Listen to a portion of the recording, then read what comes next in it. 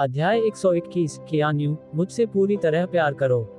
जल्द ही old Fang के विनाशकारी हमले के तहत यूशियाओ संप्रदाय का पर्वत सुरक्षात्मक घेरा पूरी तरह से चकनाचूर हो गया और प्रकाश के कणों में विलीन होकर हवा में गायब हो गया। पलक झपकते ही चू चेन के शक्तिशाली साधक ज्वार की तरह उमड़ पड़े और एक खूनी नरसंहार शुरू हो गया। चीख पुकार और विलाप लगातार गूंज रहे थे। हालांकि यूशियाओ संप्रदाय के शिष्यों ने अपनी पूरी ताकत से लड़ाई लड़ी, लेकिन चू चेन की अपार शक्ति के सामने वे मानव रथ को रोकने की कोशिश कर रहे थे। एक मुहावरा जिसका अर्थ है, एक कीड़ा रथ को रोकने की कोशिश कर रहा है। व्यर्थ प्रतिरोध। एक एक करके जीवन प्रचंड आध्यात्मिक ऊर्जा के प्रभाव में नष्ट होते चले गए। खून तेजी से बहने लगा, जिससे धाराएं बन गईं और यूशियाओ संप्रदाय की भूमि लाल रंग से रंग गई। आधे घंटे बाद यूशियाओ संप्रदाय को देखकर, जहां केवल कुछ ही स्तंभ बचे थे, सू जुबान और शियाओ कियान्यू थोड़े स्तब्ध रह गए। क्या हम बहुत देर कर चुके हैं? शाओ कियाना शुवान की मदद की गुहार मिलने के बाद सू जुबान और शाओ कियान्यू तुरंत वहां पहुंचे, लेकिन किसे पता था कि जब तक वे पहुंचे, यूशियाओ संप्रदाय पहले ही खंडहर में बदल चुका था। सू जुबान को चू चेन से इतनी अविवेकी प्रतिक्रिया की उम्मीद नहीं थी। यूशियाओ संप्रदाय आखिरकार एक प्रथम श्रेणी की शक्ति थी, फिर भी वह यूं ही नष्ट हो गई। हालांकि सू जुबान ज्यादा दुखी नहीं था। आखिरकार यूशियाओ संप्रदाय तो उसका औजार भी नहीं था। इतना ही नहीं, वह इस अवसर का उपयोग शियाओ कियान्यू के साथ अपने संबंधों को मजबूत करने के लिए भी कर सकता है। डिंग, होस्ट ने सफलतापूर्वक कथानक बदल दिया, जिसके लिए 200,000 विलेन पॉइंट्स का इनाम दिया गया। क्या ये भी मेरे द्वारा कथानक में बदलाव करने के रूप में गिना जाएगा? सू जुबान थोड़ा हैरान थी। नहीं, ऐसा कैसे हो सकता है? शाओ कियान्यू की आवाज कांप रही थी और उसकी आंखों से आंसू अनियंत्रित रूप से बहने लगे, जो उसके गालों पर गिरने लगे। हालांकि वह सिर्फ एक पुनर्जन्म लेने वाली थी, लेकिन उसे मूल शाओ कियान्यू की यादें विरासत में मिली थीं। कभी परिचित रहे उस आंगन को, जो अब केवल मलबे का ढेर रह गया था, देखकर जियाओ कियान्यू के आंसू लगातार बहते रहे। दर्द, वह सचमुच असहनीय था, दिल दहला देने वाला दर्द था। जियाओ कियान्यू ने पहली बार महसूस किया कि दिल को चाकू की तरह मरोड़ने पर कैसा लगता है। वो सू शुवान, मैं अनाथ हो गया हूँ। वो जियाओ कियान्यू असहनीय पीड़ा में थी। इस समय वह केवल किसी ऐसे व्यक्ति को ढूंढना चाहती थी जिस पर वह भरोसा कर सके, और सू जुबान निस्संदेह सबसे अच्छा सहारा थी। सू जुबान ने धीरे से शियाओ कियान्यू को अपनी बाहों में भर लिया और एक हाथ से उसकी पीठ पर हल्के से थपथपाया। वह कुछ कहना चाहता था, लेकिन उसके पिता का अभी निधन हुआ था और उसके रिश्तेदार और दोस्त भी जा चुके थे। उसे समझ नहीं आ रहा था कि शियाओ कियान्यू को सांत्वना देने के लिए वह क्या कहे। तो सू जुबान ने शियाओ कियान्यू को उसी तरह पकड़े रखा, और उसे पता ही नहीं चला कि कब तक शियाओ कियान्यू रोते रोते सो गई। दुखी मत हो शियाओ कियान्यू, मैं तुम्हें बदला लेने में मदद करूंगा। सू जुबान ने अंततः इसी क्षण बोलना शुरू किया। बदला? मुझे बदला चाहिए। मुझे उस कमीने चू चेन को मारना ही होगा। शाओ कियान्यू की आंखों में घृणा की ज्वाला भड़क उठी। वह चाहती थी कि काश वह चू चेन के 1000 टुकड़े कर पाती। डिंग, हेवनली मैंडेट की महिला मुख्य किरदार शियाओ कियान्यू चू चेन से बेहद नफरत करती है, जिसके लिए उसे 100,000 विलेन पॉइंट्स मिलते हैं। डिंग, हेवनली मैंडेट की महिला मुख्य किरदार शियाओ कियान्यू ने चू चेन से पूरी तरह से संबंध तोड़ लिए हैं, जिसके लिए उन्हें 200,000 विलेन पॉइंट्स मिले हैं। चू चेन मरेगा, मैं उसे जाने नहीं दूंगा, सू जुबान ने वादा किया। दोनों कुछ देर खंडहरों में खड़े रहे। शाओ कियान्यू ने कुछ चीजें उठाई, मानो वह वहां से जाना नहीं चाहती हो। फिर वे दोनों अपने निवास स्थान पर लौट गए। जैसे ही वे घर लौटे, जियाओ कियान्यू ने तुरंत सू जुबान पर हमला कर दिया और उसे जमीन पर गिरा दिया। जब लोग अत्यधिक दुखी होते हैं तो वे कुछ भी कर सकते हैं, और हर कोई इसे अलग अलग तरीके से व्यक्त करता है। इस समय जियाओ कियान्यू केवल सुख में लीन होना चाहती थी। जब उसका मन वासना से भर जाता था, तभी वह हाल के दुख को अस्थायी रूप से भूल पाती थी। सू जुबान, मैं चाहता हूँ। शाओ कियान्यू ने खुद को संभालने के लिए कुछ पल लिए और खुद को जल्दी से वांछित स्थिति में लाने के लिए मजबूर किया। सू जुबान ने ज्यादा कुछ नहीं कहा, बस एक कोमल चुंबन दिया। धुंधले कमरे में उनकी सांसें आपस में गुंथी हुई प्रतीत हो रही थीं। शाओ कियान्यू बहुत सहयोगी थी। जिन बातों पर वह पहले सहमत नहीं होती थी, अब वह सू जुबान के साथ बहुत सहयोग कर रही थी, यहाँ तक कि खुद ही पहल भी कर रही थी। एक रात बीतने के बाद खिड़की की दरारों से सूरज की रोशनी छनकर अस्त व्यस्त बिस्तर पर पड़ रही थी। शाओ कियान्यू ने धीरे धीरे अपनी आंखें खोली, उसकी निगाहों में अभी भी पिछली रात की उदासी और उलझन झलक रही थी। उसे अब समझ नहीं आ रहा था कि उसकी भावनाएं क्या हैं, उसे दुखी होना चाहिए या फिर उसे आगे बढ़ना चाहिए। डिंग, हेवनली मैंडेट की महिला मुख्य किरदार शियाओ कियान्यू की लोकप्रियता बढ़कर 60 हो गई है, जिसके बदले में 200,000 विलेन पॉइंट्स मिलेंगे। डिंग, हेवनली मैंडेट की महिला मुख्य किरदार शियाओ कियान्यू की लोकप्रियता बढ़कर 80 हो गई है, जिसके बदले में 300,000 विलेन पॉइंट्स मिले हैं। मैं खूब मुनाफा कमा रहा हूँ। सू जुवान, जो काफी देर पहले जाग चुका था, उसके चेहरे पर एक शरारती मुस्कान थी। तुम जाग रहे हो? अपने बगल से सू जुवान की आवाज सुनकर जियाओ कियान्यू के गाल अनायास ही थोड़े लाल हो गए। आप मुझे चरित्रहीन महिला तो नहीं समझेंगे, है ना? जियो कियान्यू फुसफुसाए। ये कैसी बकवास कर रहे हो? हम एक बूढ़ा विवाहित जोड़ा हैं, ऐसी बातें कहना तुम्हारे लिए बहुत अपमानजनक है। सू जुवान ने जियो कियान्यू की नाक पर हाथ फेरा। अब आपको कैसा लग रहा है? क्या अभी भी दर्द हो रहा है? सू जुवान ने चिंता से पूछा। काफी बेहतर, पता नहीं क्यों, लेकिन तुम्हारे साथ होने से अब मुझे सुरक्षा का एहसास होता है। जियो कियान्यू ने शर्माते हुए कहा। एक रात एक दूसरे के करीब आने के बाद जियाओ कियान्यू युजियाओ संप्रदाय के विनाश के बारे में काफी हद तक शांत हो गई थी। वह जानती थी कि अंतहीन दुख और पीड़ा व्यर्थ हैं। अगर चूचेन को यह पता चल जाता तो वह और भी खुशी से हंसने लगता। ये सोचकर जियाओ कियान्यू ने शोक करना छोड़ दिया, बल्कि अपने दुख को शक्ति में बदल दिया। यह अच्छी बात है, ज्यादा मत सोचो, मैं चूचेन का मामला अपने आप सुलझा लूंगा। बाद में हम दोनों चूचेन के परिवार के पास जाएंगे। मैं चूचेन को चुनौती दूंगा। उस समय क्या आप चाहते हैं कि मैं आपका बदला लूं, या आप स्वयं कार्रवाई करना चाहते हैं? सू जुवान ने कहा। दरअसल सू जुवान को अब भी उम्मीद थी कि जियाओ कियान्यू खुद बदला ले सकेगी, क्योंकि लिन फैन और ली क्यूयुए के पिछले उदाहरणों को देखते हुए सू जुवान को लगा कि इस तरह वह सिस्टम से बहुत सारे लाभ प्राप्त कर सकता है। अगर मुमकिन हुआ तो मैं खुद बदला लेना चाहता हूँ, लेकिन क्या मैं अपनी ताकत से चूचेन का सामना कर पाऊंगा? शाओ कियान्यू ने अपने विचार व्यक्त किए। बेशक वह खुद बदला लेना चाहती थी, हालांकि जियाओ कियान्यू को नहीं लगता था कि वह अपनी ताकत से चूचेन का मुकाबला कर पाएगी। बाकी सब बातों को छोड़ दे तो उन दोनों के साधना स्तर में ही बहुत बड़ा अंतर था। इतना ही नहीं, चूचेन के पास 9 पाताल लोक के शरीर जैसा एक असाधारण दिव्य शरीर भी था। यहाँ तक कि चूचेन के परिवार के प्रतिभाशाली लोग, जो स्वयं भी विलक्षण प्रतिभा के धनी थे, भी चूचेन के सामने टिक नहीं पाए, जबकि वे फैंग हुआन क्षेत्र के शिखर पर थे।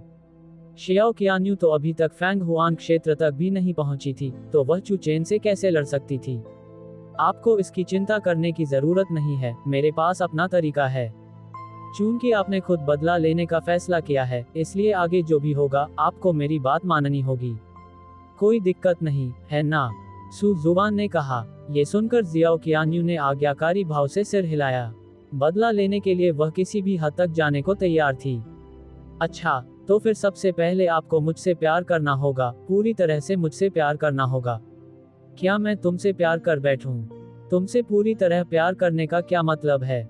मुझे लगता है कि मैं तुमसे पहले से ही बहुत प्यार करता हूँ। वैसे भी तुमसे प्यार करने का बदला लेने से क्या लेना देना है? शाओ कियान्यू थोड़ी असमंजस में थी। तुम इसे नहीं समझते, इसे प्यार की शक्ति कहते हैं। जब तक तुम मुझसे पूरी तरह प्यार नहीं करोगे, तुम और भी मजबूत होते जाओगे। सू जुवान ने लापरवाही से एक बहाना बना लिया। वास्तव में शाओ कियान्यू को थोड़ा संदेह था। हालांकि वह सू जुवान पर बहुत भरोसा करती थी, लेकिन उसने जो कहा वह बहुत ही चौंकाने वाला था।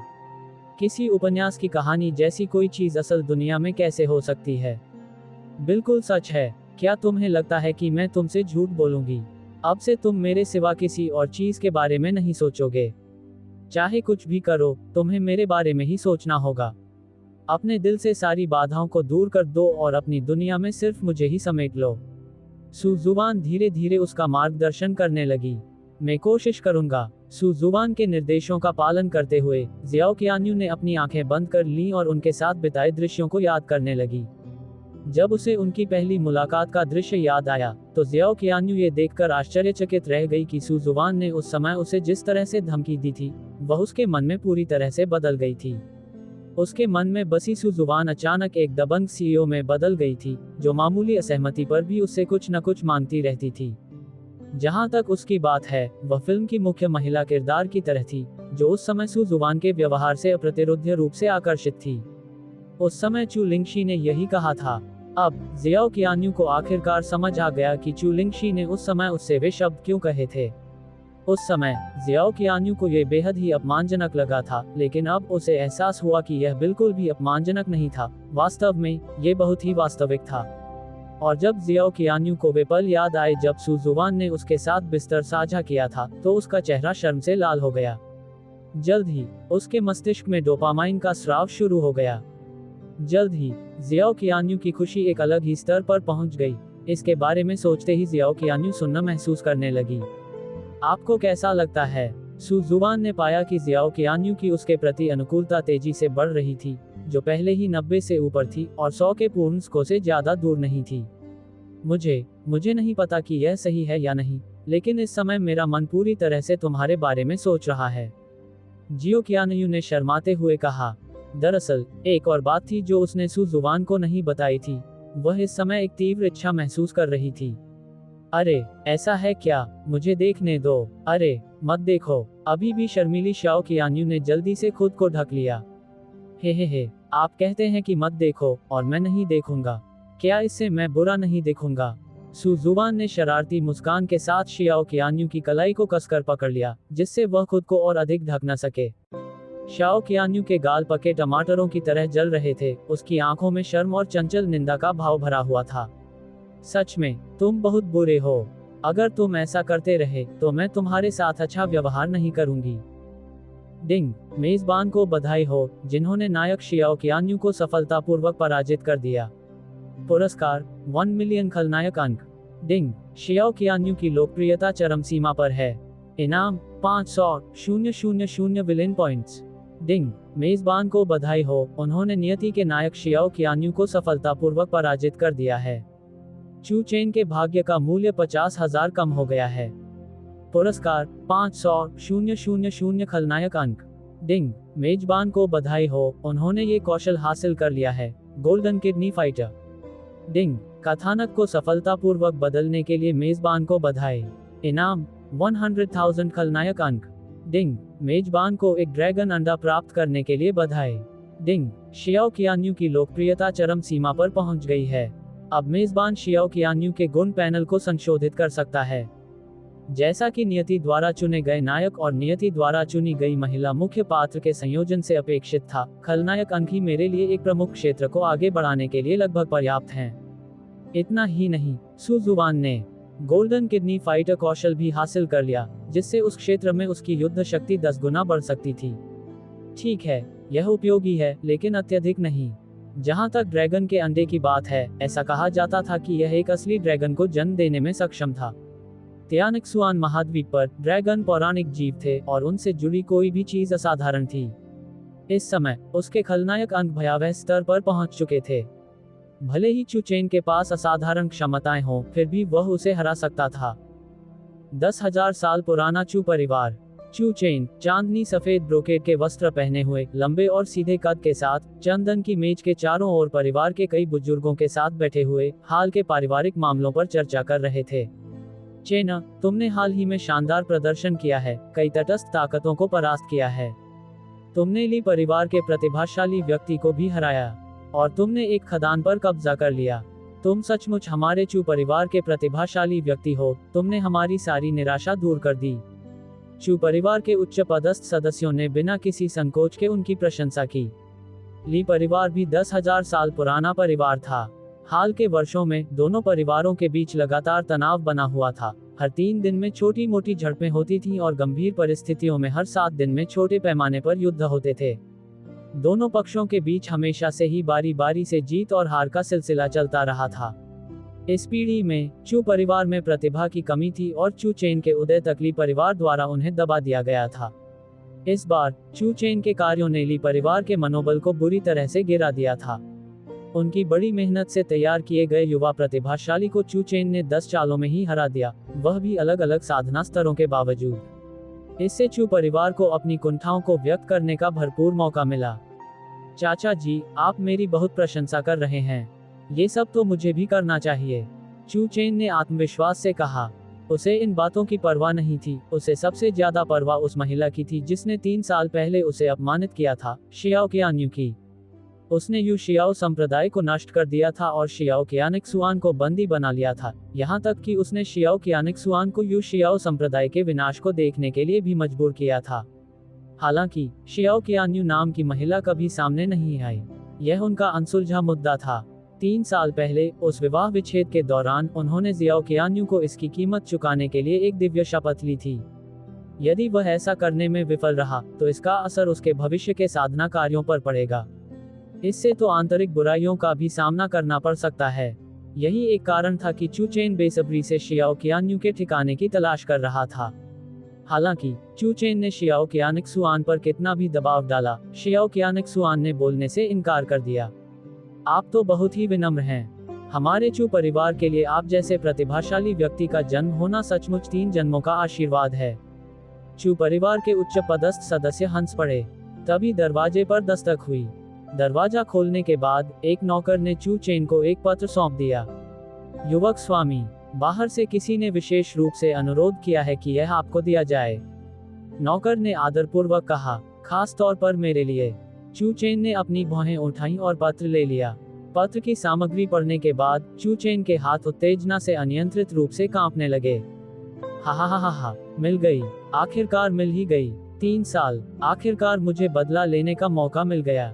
चू चेन की उन्मादी हंसी सभा भवन में गूंज उठी, एक ऐसी हंसी जो 3 साल से दबी हुई नाराजगी और आखिरकार अपनी इच्छा पूरी होने के उल्लास से भरी हुई थी। चू परिवार के कई सदस्यों ने एक दूसरे की ओर देखा, उनकी आंखों में हैरानी और चिंता साफ झलक रही थी। क्या चू चेन पागल हो गया था? चेन, क्या हुआ? क्या तुम ठीक हो? एक बुजुर्ग व्यक्ति ने पूछे बिना नहीं रह सका। माफ कीजिए चाचा जी, मैं अपना आपा खो बैठा था। बड़े की बातें सुनकर चू चेन को एहसास हुआ कि उसकी प्रतिक्रिया शायद थोड़ी अतिरंजित थी। चेन, आखिर हुआ क्या था? चाचा जी, बात ऐसी है, शियाओ qianyu प्रकट हो गया है। चू चेन ने पत्र उठाया। इस पत्र में सू जुबान द्वारा चू चेन को दी गई चुनौती के अलावा और कुछ नहीं था। शियाओ qianyu कौन है? चू परिवार के उच्च अधिकारियों को शियाओ qianyu और चू चेन के बीच के मामले के बारे में पता नहीं था, क्योंकि उस समय चू चेन की वह स्थिति नहीं थी जो अब है। सभी चाचाओं, बात कुछ इस तरह है। कई साल पहले शियाओ qianyu के पिता को मेरे चू परिवार ने बचाया था। मेरे चू परिवार की कृपा का प्रतिफल देने के लिए शियाओ qianyu के पिता ने शियाओ qianyu और मेरे बीच विवाह की सगाई कराने का फैसला किया। लेकिन जियाओ परिवार अपने वादे से मुकर गया। जब सगाई पूरी होने ही वाली थी तब उन्होंने शादी को रद्द करने का फैसला किया। और जियाओ qianyu ने तो हद ही कर दी, मेरे मुंह पर तलाक का पत्र फेंक दिया। जैसे जैसे चू चेन बोलता गया वह और अधिक उत्तेजित होता गया, उसका चेहरा लाल हो गया और माथे की नसें उभरने लगीं। अतीत की अपमानजनक घटनाएं मानो उसकी आंखों के सामने फिर से प्रकट हो गईं। इसके बारे में सोचते ही चू चेन अपना क्रोध दबाने में असमर्थ हो गया। ये कितना घिनौना अपमान है, मैं चू चेन इसे कभी नहीं भूलूंगा। पिछले कई वर्षों से मैं दिन रात यही तमन्ना करता रहा हूं कि उसे इसकी कीमत चुकानी पड़े। अब आखिरकार मुझे मौका मिल गया, मैं उत्साहित क्यों न हूं? चू चेन ने बड़े उत्साह से कहा। चू चेन की बातें सुनने के बाद चू परिवार के उच्च अधिकारियों के चेहरे भी क्रोध से भर गए। ये तो बेहद शर्मनाक है। शियाओ qianyu ने इस तरह अपने वादे से मुकर गई। सचमुच, चेन से शादी कर पाना शियाओ qianyu का बहुत बड़ा सौभाग्य था, फिर भी उसने सगाई तोड़ने की हिम्मत कैसे की? क्या अब भी उसकी नजरों में हमारे चू परिवार के लिए कोई जगह बची है? चू परिवार के कई उच्च अधिकारी बेहद क्रोधित थे। उन्होंने कभी कल्पना भी नहीं की थी कि चू चेन के साथ ऐसा कुछ हो सकता है।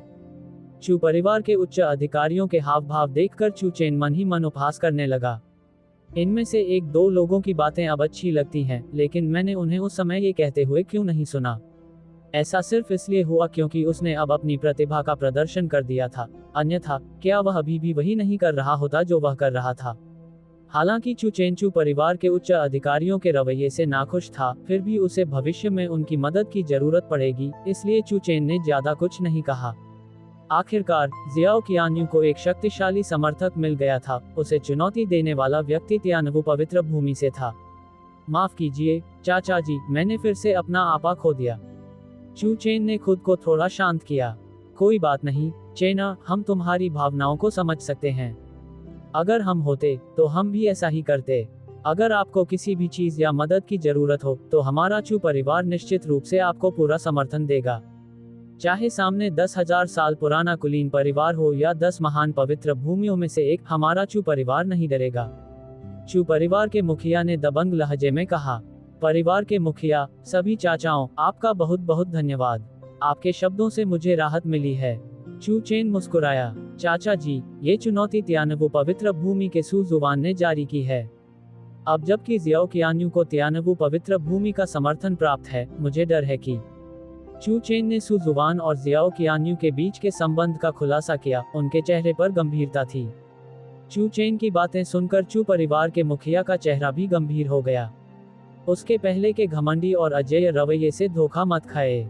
लेकिन अगर सचमुच 10 महान पवित्र भूमियों में से किसी एक का सामना करने की नौबत आ जाती, तो उनके दिल में इतना आत्मविश्वास नहीं था। तियानवु पवित्र भूमि, वह एक महाशक्ति है जिसकी एक लंबी विरासत और गहरी नींव है। हमारा चू परिवार शायद उनका मुकाबला न कर पाए। इतना ही नहीं, मैंने ये भी सुना है कि सू जुबान लिंगयुन शिखर के शिखर गुरु तांगमेई के निजी शिष्य प्रतीत होते हैं। तांगमेई पिछली पीढ़ी की पवित्र कन्या थी। तांगमेई द्वारा शिष्य के रूप में स्वीकार किए जाने के लिए उनकी शक्ति असाधारण होनी चाहिए।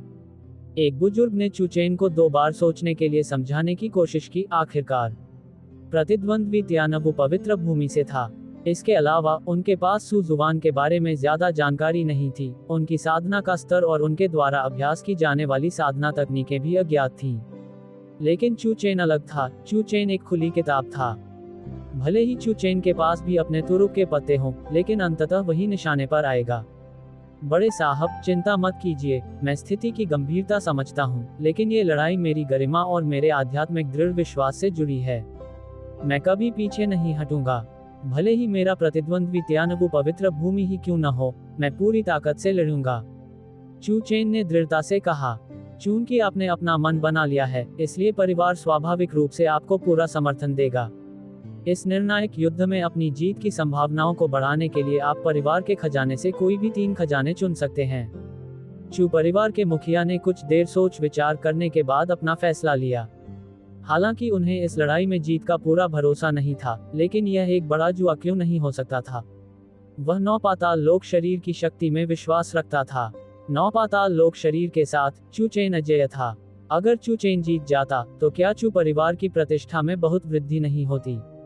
वैसे भी तांगमेई भी एक शिखर गुरु थी, जो पवित्र भूमि का प्रतिनिधित्व करने में सक्षम थी।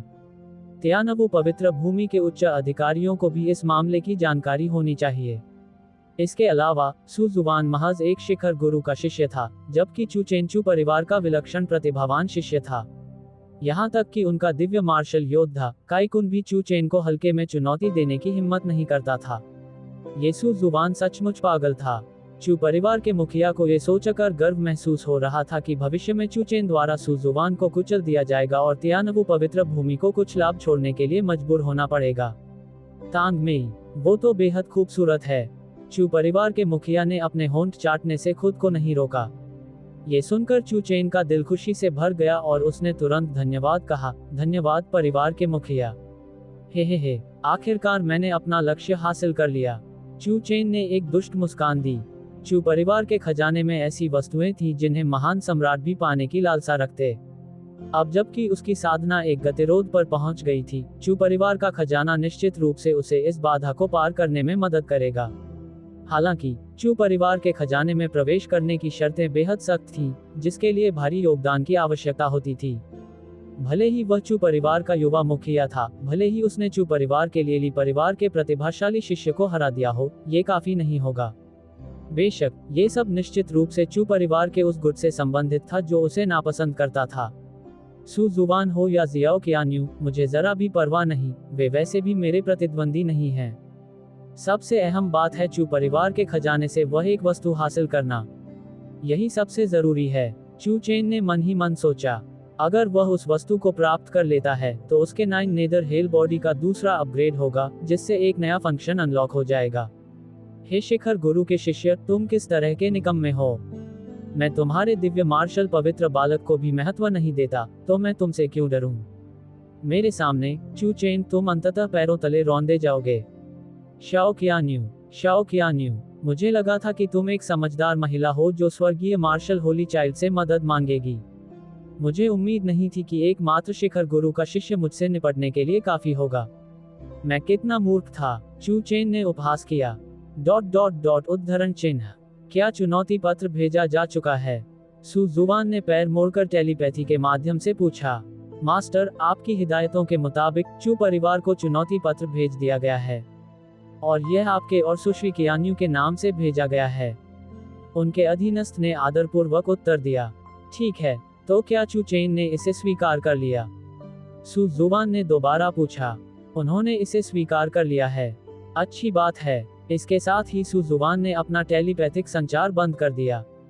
पत्नी, चुनौती पत्र पहुंचा दिया गया है, बस इंतजार करो और शो का आनंद लो, सू जुवान ने जियो कियान्यू से कहा। सू जुवान, एक पल के लिए इधर आओ। सू जुवान, जो बेहद खुश थी, ने अचानक तांग मेई का टेलीपैथिक संदेश सुना और तुरंत चिढ़ गई। उनके भले स्वामी सचमुच शरारती थे, जो इतने महत्वपूर्ण क्षण में उनसे मिलने आए। अरे, मैंने तो अभी शुरू ही किया है, क्या बात है? क्या ये वाकई इतना जरूरी है? शाओ कियान्यू ने कहा, अब भी वह असंतुष्ट महसूस कर रही थी। मुझे नहीं पता, लेकिन आप समझती हैं, गुरु के आदेश का उल्लंघन करना कठिन होता है। आखिर वह मेरी गुरु हैं और मैं उनके शब्दों की अवहेलना नहीं कर सकती। सू जुवान ने कहा, ठीक है, तो जल्दी वापस आ जाओ, मैं पहले अपनी समस्या का समाधान कर लूंगा। जियाओ कियान्यू ने कुछ निराशा के साथ कहा, मैं समझ गया, तो पहले आप खुद ही इसे संभाल लीजिए। सू जुवान खिलखिलाकर हंस पड़ी। इसके बाद सू जुवान चली गई।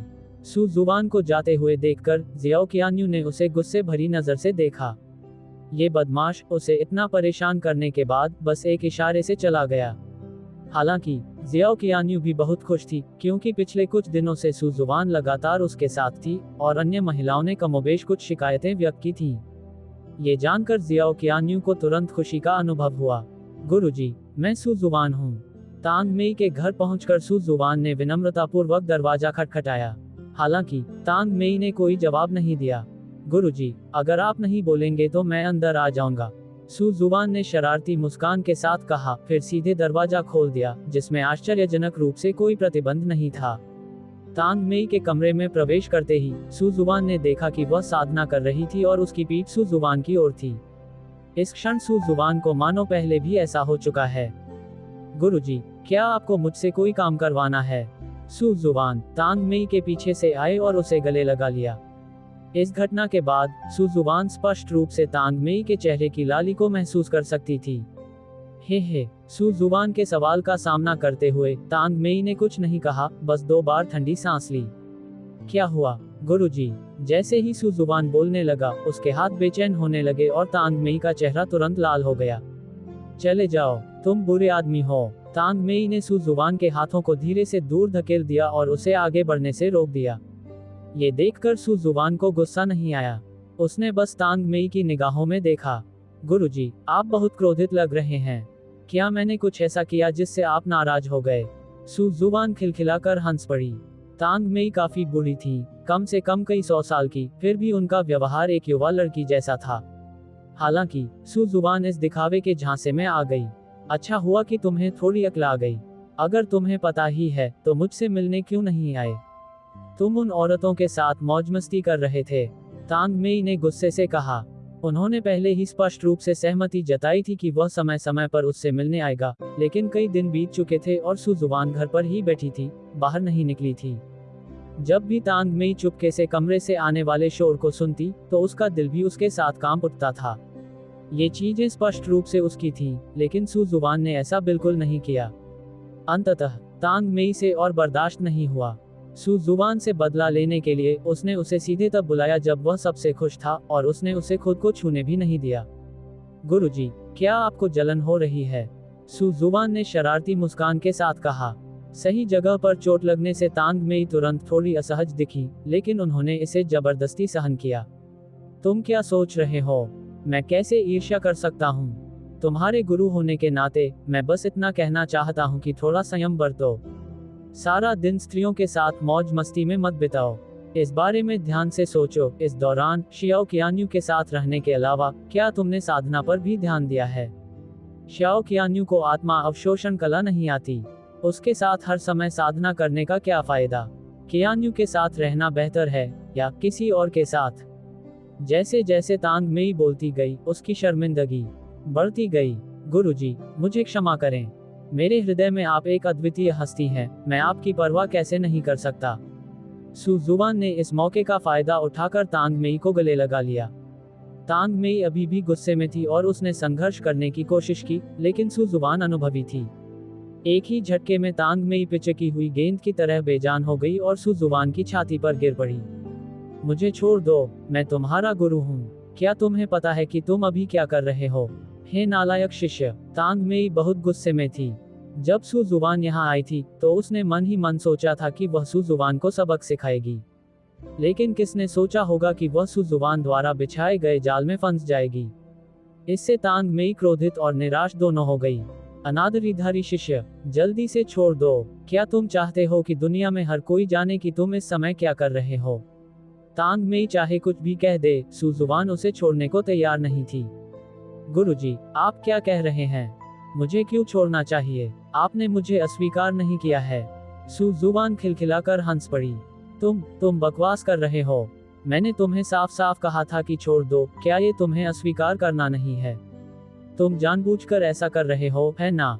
तांग मेई जोर से चिल्लाई। मैं जानबूझकर लापरवाही कर रहा हूँ। ही। गुरुजी, नाटक करना बंद कीजिए। अगर आप दूसरों को बता भी देंगे तो वे विश्वास नहीं करेंगे और अंत में आपकी ही बेइज्जती होगी। आप एक प्रतिष्ठित संत राजा क्षेत्र के साधक मेरे जैसे अर्ध सर्वोच्च के बंधन से कैसे मुक्त नहीं हो सकते? क्या इससे यह नहीं पता चलता कि आप जिद्दी हैं और वास्तव में मना नहीं करना चाहते? सु जुवान खिलखिलाकर हंस पड़ी। तुम बकवास कर रहे हो। मैं नहीं। तांग मेई, जिनके आंतरिक विचार उजागर हो गए थे, ने तुरंत अपना रुख स्पष्ट कर दिया। क्या ऐसा है? तो मैं छोड़ देता हूँ। इतना कहते ही सु जुवान ने तुरंत हाथ छोड़ दिया। ये देखकर तांग मेई दंग रह गई। सु जुवान नियमों का पालन क्यों नहीं कर रहा था? सामान्य तौर पर उसे पहले उसे दिलासा देना चाहिए था और फिर मीठी बातों से उसे मनाना चाहिए था, है ना? नहीं, तुम मुझे छोड़ नहीं सकते। अगर तुमने मुझे छोड़ दिया तो भविष्य में मुझे फिर कभी मत छूना। तांग मेई ने इनकार कर दिया। अगर मैं तुम्हें नहीं छूता तो नहीं छूता। क्या तुम्हें लगता है कि तुम्हारी खुशबू इतनी अच्छी है? सु जुवान ने उपहास किया। सु जुवान की बातें सुनकर तांग मेई थोड़ी हैरान रह गई। सु जुवान के मुंह से इतने कठोर शब्द कैसे निकल सकते हैं? वह बस कुछ पलों के लिए ही नखरे दिखा रही थी। सु जुवान को बस उसे एक मौका देना था और वह मान जाती। लेकिन सु जुवान ने सचमुच ऐसे शब्द कहे। ये सोचकर तांग मेई तुरंत शोक के आंसू बहाने लगी। अरे बाप रे, तुम ऐसे कैसे हो सकते हो? तुम तो बुरे इंसान हो। तांग मेई के साथ बेहद अन्याय हुआ। ये बात स्पष्ट है कि प्रेम में डूबे मन के सामने संत राजा स्तर की साधना करने वाला भी कभी कभी अपनी तर्कशक्ति खो बैठता है, जो निस्संदेह प्रेम में डूबे मन की भयावहता को साबित करता है। इसलिए यहाँ उपस्थित सभी लोग प्रेम में मत पड़ो। स्त्रियां शक्ति की प्रशंसा करती हैं, अंधाधुंध चापलूसी करने से तुम केवल उनके गुलाम बन जाओगे। रो, चाहे तुम कितना भी रो लो, मैं तुम्हें दिलासा नहीं दूंगा, सु जुवान ने कहा। इसके बावजूद सु जुवान के प्रति तांग मेई का स्नेह कम नहीं हुआ, जिससे निस्संदेह ये साबित होता है कि यह सही दृष्टिकोण था। मुझे माफ कर दो, मैं बस इतना चाहती थी कि तुम मेरी परवाह करो और मुझे दिलासा दो। तुम इतने गैर रोमांटिक क्यों हो? तांग मेई ने मुंह फुला लिया। सैकड़ों बल्कि हजारों साल पुरानी होने के बावजूद वह एक बच्चे की तरह व्यवहार कर रही थी। बेवकूफ, अगर तुम चाहते हो कि मैं तुम्हारी परवाह करूं और तुम्हें दिलासा दूं, तो क्या तुम सीधे सीधे कह नहीं सकते? तुम्हारे ये दो मुंह किस लिए हैं? तुम एक समझदार इंसान हो। अगर तुम्हें कुछ चाहिए तो क्या तुम खुद उसके लिए लड़ नहीं सकते? क्या तुम खुद कह नहीं सकते? मैं तुम्हारे पेट में पलने वाला कीड़ा तो नहीं हूँ। मुझे भला कैसे पता चलेगा कि तुम हर समय क्या चाहते हो? सु जुवान ने चिड़चिड़ाते हुए कहा। वह अपने देखे जाने वाले टीवी शो में ऐसे लोगों से नफरत करता था, इसलिए अपने पिछले जीवन में प्रेमिका ढूंढने के लिए उसके मानदंडों में से एक ये था कि वह तांग मेई जैसा न हो। अगर वह और तांग मेई पहले से ही एक कपल नहीं बने होते तो सु जुवान को उसकी इतनी परवाह नहीं होती। मुझे खेद है, अगली बार मैं ऐसा करने की हिम्मत नहीं करूंगा। तांग मेई ने अपना सिर नीचे झुका लिया, जिससे ये संकेत मिला कि वह अपनी गलती स्वीकार कर रही है। अब बात बनी। अब बताओ, तुमने मुझे यहाँ क्यों बुलाया? सू जुबान ने कहा, जो लोग नहीं जानते वे सोचेंगे कि उनके सामने खड़ा अर्ध सर्वोच्च सू जुबान तांग मेई का गुरु है। मैं बस इतना चाहती थी कि तुम मेरी परवाह करो और मुझे दिलासा दो। क्या मुझे तुम्हारी याद नहीं आ रही थी? तुमने तो मुझे कई दिनों से ढूंढा ही नहीं। तांग मेई ने मुंह बनाकर कहा, अगर तुम चाहते थे कि मैं तुम्हें ढूंढूं, तो तुमने मुझे सीधे सीधे क्यों नहीं बताया? क्या मैंने तुम्हें नहीं बताया कि तुम मेरे स्वामी हो और जब तक तुम मुझे ढूंढने आओगे कोई और ज्यादा कुछ कहने की हिम्मत नहीं करेगा? सू जुबान का लहजा भी नरम पड़ गया। तो क्या मैंने तुम्हें बुलाया नहीं था? कौन जानता था कि तुम्हारा ऐसा रवैया होगा? तांग मेई ने अन्याय का अनुभव करते हुए कहा, तुम्हें किसने कहा था कि जब मेरा मूड अच्छा हो तभी मुझे फोन करो और मेरे पहुंचने के बाद मुझसे मुंह फेर लो? ठीक है, अब तुम मुझे दोष दे रहे हो जबकि गलती साफ तौर पर तुम्हारी है। सू जुबान ने हाथ बांध कर कहा, मुझे माफ कर दीजिए, मैं आपसे माफी मांगता हूँ, मुझे पता है मैं गलत था, कृपया गुस्सा मत होइए, ठीक है? तांग मेई ने सू जुबान को दया भरी निगाहों से देखा। ठीक है, मैं तुम्हें माफ कर देता हूँ। आखिरकार तुम मेरे गुरु हो, मेरे हृदय में तुम्हारा ही एकमात्र अस्तित्व है। सू जुबान मुस्कुराई। कुछ ही देर में दोनों ने एक दूसरे को गले लगा लिया। तांग मेई का शरीर थोड़ा कांप उठा। वह जानती थी कि सू जुबान के साथ उसका रिश्ता विद्रोही था, फिर भी उसे इस भावना और रिश्ते से प्यार हो गया था।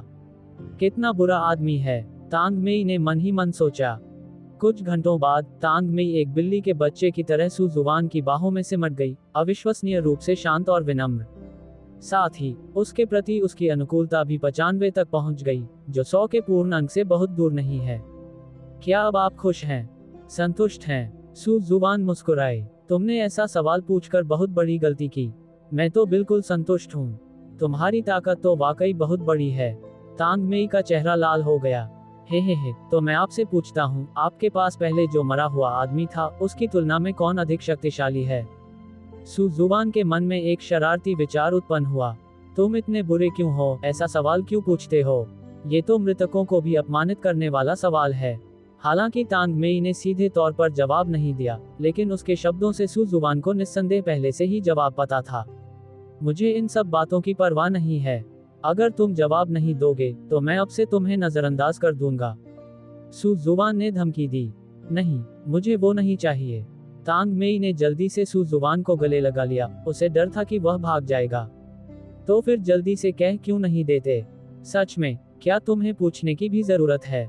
बेशक तुम ज्यादा शक्तिशाली हो, वह तो तुम्हारे 10वें हिस्से के बराबर भी नहीं है। ये कहने के बाद तांग मेई का चेहरा शर्म से लाल हो गया। सू जुबान के साथ संबंध बनाने के बाद से ही तांग मेई के मन में ली कियुए के जैविक पिता की छवि लगातार धुंधली होती जा रही थी। वह लगभग भूल ही गई थी कि वह कैसा दिखता था, और कभी कभी तो उसका चेहरा सू जुबान की छवि जैसा लगने लगता था। सू जुबान ने तांग मेई का जवाब सुना। उसके चेहरे पर एक विजयी मुस्कान आ गई और उसने धीरे से उसकी नाक पर थपथपाया। अब ठीक है, अब से तुम्हें हर दिन मेरी तुलना उससे करनी होगी और पता लगाना होगा कि मैं उससे किस मामले में बेहतर हूँ, समझे? सू जुबान के चेहरे पर एक शरारती मुस्कान थी। हालांकि तांग मेई की लोकप्रियता पहले से ही बहुत अधिक थी, लेकिन अभी तक उसे पूरे अंक नहीं मिले थे। सू जुबान को लगा कि इसका संबंध ली कियुए के जैविक पिता से अवश्य ही होगा। दूसरे लोगों के लोग अपेक्षाकृत अभी भी पारंपरिक थे। हालांकि तांग मेई ने उसके साथ रहने के लिए सांसारिक विचारों को त्याग दिया, फिर भी उसके मन में उस दूसरे व्यक्ति के प्रति कुछ अपराध बोध अवश्य रहा होगा। जब तक दूसरा व्यक्ति तांग मेई के दिल से पूरी तरह से निकल नहीं जाता, तब तक तांग मेई उसके प्रति पूरी तरह से अनुकूल बनी रहेगी। तुम सचमुच बुरे हो, उसे जीने का कोई मौका देने को तैयार नहीं हो। तांग मेई मुस्कुराए।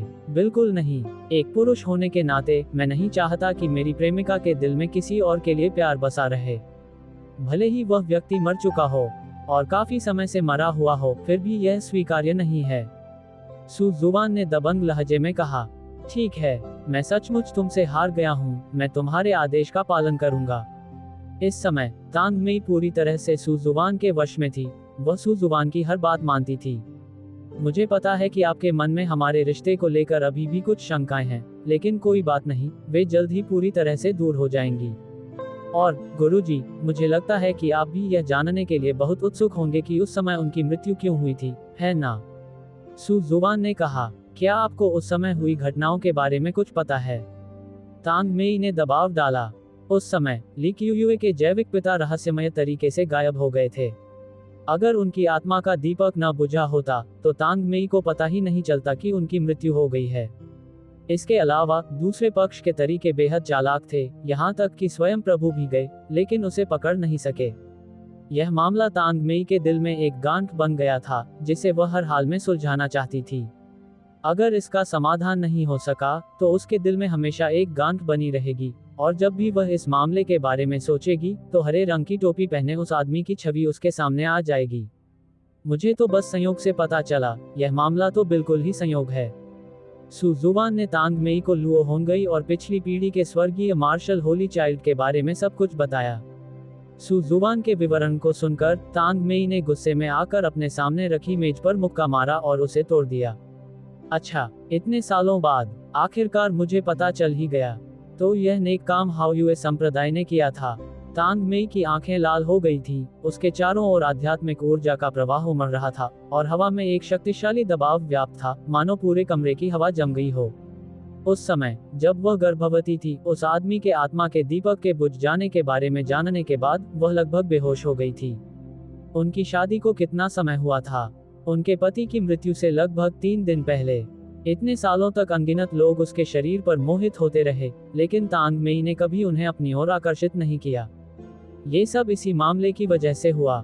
सु जुवान ने तांग मेई को प्यार से गले लगाया और उसे दिलासा देते हुए कहा, गुरुजी, जल्दबाजी न करें। हाओयुए संप्रदाय अब एक मजबूत नींव वाला एक प्रमुख शक्ति केंद्र है। हम जल्दबाजी में कोई कदम नहीं उठा सकते। ये सुनकर तांग मेई भी शांत हो गई। सु जुवान की बात सच थी। हाओयुए संप्रदाय राक्षसी संप्रदायों में एक प्रमुख शक्ति थी, जिसकी ताकत किसी पवित्र भूमि के बराबर थी।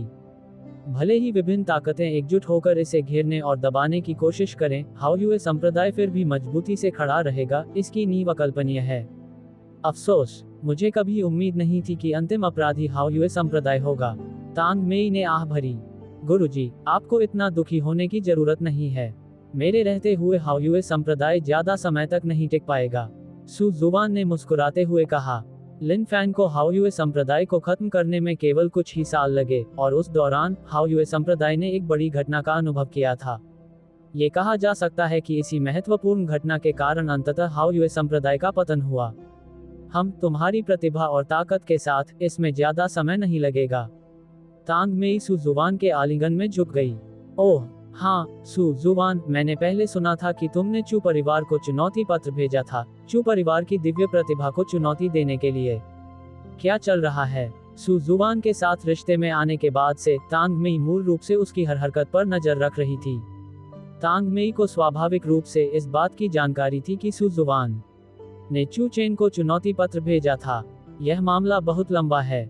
सु जुवान ने जियो कियानयू और चू चेन के बीच संघर्ष का वर्णन किया। ये चू चेन सचमुच नीच है। शियाओ कियान्यू ने उस समय कुछ भी गलत नहीं किया था। जो व्यक्ति मामूली असहमति पर एक संप्रदाय को नष्ट कर देता है, उसके साथ संबंध रखना बिल्कुल भी उचित नहीं है। सु जुवान की प्रेमिका होने के नाते तांग मेई ने स्वाभाविक रूप से जियाओ कियान्यू का साथ दिया। जी हाँ, इसीलिए तो मैं शियाओ कियान्यू के लिए खड़ा होना चाहता हूँ। सु जुवान ने कहा, आप सचमुच एक दयालु इंसान हैं। वह लड़की कियान्यू अब तक आप पर पूरी तरह से मोहित हो चुकी होगी, है ना? तांग मेई ने मुस्कुराते हुए कहा, तुमने ढूंढ लिया। हे, मैं तुम पर नजर रख रहा था। इसमें कोई आश्चर्य की बात नहीं है कि जब भी वह किसी के साथ अंतरंग होता था तो उसे महसूस होता था कि कोई अजीब निगाहें उसे छुपकर देख रही हैं। पहले तो उसे लगा कि कुछ संभावित खतरा है, लेकिन अपने सिस्टम से पूछने के बाद सिस्टम ने यह नहीं बताया कि यह खतरनाक है। इसलिए सु जुवान ने इस बारे में ज्यादा नहीं सोचा। उसने शायद अनुमान लगाया होगा कि यह तांग मेई ही थी। आखिरकार उनके निवास पर प्रतिबंध तांग मेई द्वारा ही लगाए गए थे। लेकिन अगली बार जब आप ऐसा कुछ करें तो पहले मुझसे और पवित्र भूमि के उच्च पदस्थ अधिकारियों से इस बारे में चर्चा अवश्य करें। अपनी वर्तमान पहचान को मत भूलो। भले ही तुम आधिकारिक तौर पर पवित्र पुत्र न हो, फिर भी तुम मेरे शिष्य हो, तांग मेई के शिष्य हो। मैं तो एक शिखर गुरु हूँ और स्वाभाविक रूप से त्यानवु पवित्र भूमि का प्रतिनिधित्व करता हूँ। अगली बार ऐसे मामलों पर मुझसे चर्चा करें। जल्दबाजी में कोई निर्णय न लें। तांग मेई ने उसे याद दिलाया। मैं समझ गया, स्वामी जी। यह मामला थोड़ा अनुचित था, लेकिन कोई बात नहीं। आप जो भी शर्त रखना चाहें बस बता दीजिए, मैं वैसे भी जीत जाऊंगा। सू जुबान ने मुस्कुराते हुए कहा, अरे वाह, हमेशा ऐसी बातें कहते रहते हो। मेरी जांच के अनुसार चू चेन नाम के उस लड़के के पास 9 पाताल लोक नामक दिव्य शरीर है। तुम्हें सावधान रहना चाहिए, तांग मेई ने उसे याद दिलाया। चिंता मत करो, क्योंकि मैंने चुनौती पत्र जारी करने का साहस किया है, इसलिए मैंने स्वाभाविक रूप से पूरी तैयारी कर ली है। मैं कियान्यू के लिए न्याय जरूर दिलाऊंगा। सू जुबान ने आत्मविश्वास से कहा, आपके पास चाहे किसी भी प्रकार का दिव्य शरीर हो, साधना के क्षेत्र में पूर्ण दमन के तहत ये बेकार है, चाहे वह कितना भी अद्भुत क्यों न हो। इतना ही नहीं, उसके पास एक दिव्य शरीर और एक प्रणाली भी थी। उसके लिए चू चेन क्या मायने रखता था। खैर, सावधान रहना, यह मामला पवित्र भूमि की प्रतिष्ठा से भी जुड़ा है। चू परिवार निश्चित रूप से इस मामले का फायदा उठाएगा और फिर दबाव आप पर पड़ेगा। लेकिन निश्चिंत रहें, पवित्र प्रभु और अन्य लोग निश्चित रूप से आपका पूरा समर्थन करेंगे। तांग मेई ने कहा, चिंता मत करो, मैं तो सिर्फ चू चेन को अपनी नजरों में भी नहीं रखता। यह मत भूलो कि मैं अब एक अर्ध सर्वोच्च शक्ति हूँ। सू जुबान ने आत्मविश्वास से कहा, ये सच है। तांग मेई हल्की सी मुस्कुराई, वह लगभग भूल ही गई थी कि सू जुबान एक दिव्य शरीर से भी कहीं अधिक असाधारण अस्तित्व था। 20 वर्ष की आयु में ही एक अर्ध सर्वोच्च शक्ति, ये तो बिल्कुल अभूतपूर्व था। दोनों कुछ देर तक वहीं रुके रहे और सू जुबान देर रात ही अपने निवास पर लौटा। पतिदेव, आपके स्वामी क्या चाहते थे? आपको वापस आने में इतना समय क्यों लग गया? जब शाओ कियान्यू ने पूरी दोपहर सू जुबान को नहीं देखा, तो उसके दिल में मानो अनगिनत चींटियां रेंग रही थीं। सू जुबान की ओर उसकी निगाहें थोड़ी नाराजगी से भर गईं। क्या तुम्हें मेरी याद आई? सू जुबान ने हल्की सी मुस्कान दी। क्या ये स्पष्ट नहीं है? जियाओ कियान्यू सीधे सू जुबान के आलिंगन में कूद पड़ी। ली कियुए की बात करें तो सू जुबान भी निष्क्रिय नहीं थी, वह भी कभी कभी उसके साथ आत्मा अवशोषण कला का अभ्यास करती थी। सू याओ की बात करें तो सू जुबान भी निष्क्रिय नहीं था। हर बार जब वह दरवाजा खोलता तो वह एक रिकॉर्डिंग स्टोन पर नजर रखती थी, इसलिए हर बार जब वह सू जुबान को अंदर आते देखती तो वह पहले से ही लड़ाई के लिए तैयार रहती थी। अफसोस, मुझे अभी भी संयम बरतना होगा। अगर मुझ में ये किडनी वॉरियर वाली क्षमता न होती तो शायद मैं इस दौरान इसे संभाल न पाता। सू जुबान ने मन ही मन सोचा। इन 3 दिनों के भीतर ही चू चेन के साथ उनके होने वाले द्वंद्व युद्ध की खबर ने काफी ध्यान आकर्षित कर लिया था। तियानवु पवित्र भूमि के उच्च अधिकारियों ने भी इसे बहुत महत्व दिया, क्योंकि उन सभी ने चू परिवार के साथ शर्त लगाई थी। ये लड़ाई न केवल सू जुबान और चू चेन के बीच एक व्यक्तिगत लड़ाई थी, बल्कि पवित्र भूमि और चू परिवार के बीच हितों का संघर्ष भी था। चाहे कोई भी जीते, वे दूसरी टीम को काफी नुकसान पहुंचा सकते हैं। इसलिए दोनों में से कोई भी पक्ष हार बर्दाश्त नहीं कर सकता था, उन्हें जीतना ही था। प्रतियोगिता स्थल को दोनों पक्षों द्वारा अस्थायी रूप से निर्धारित किया गया था, जिसका उद्देश्य निष्पक्षता और तटस्थता की एक निश्चित सीमा सुनिश्चित करना भी था। चू परिवार और तियानवु पवित्र भूमि के अलावा अन्य ताकतों ने भी निगरानी के लिए लोगों को भेजा। विशेषकर ली परिवार, उन्हें पहले चू चेन द्वारा दबा दिया गया था और ली परिवार के स्वर्गीय चयनित व्यक्ति को लगभग चकनाचूर दाव-हृदय की स्थिति तक पीटा गया था। इस बार ली परिवार ये देखने आया था कि चू चेन को किस तरह कुचला जाएगा। अरे अरे अरे, क्या ये ली परिवार के मुखिया नहीं हैं? हम कुछ दिनों से मिले नहीं हैं, आप इतने उदास क्यों हैं? तुम अब उस खदान की खुदाई क्यों नहीं कर रहे हो? क्या वह पूरी तरह से खोद ली गई है? तुमने अपने सभी लोगों को वापस क्यों बुला लिया?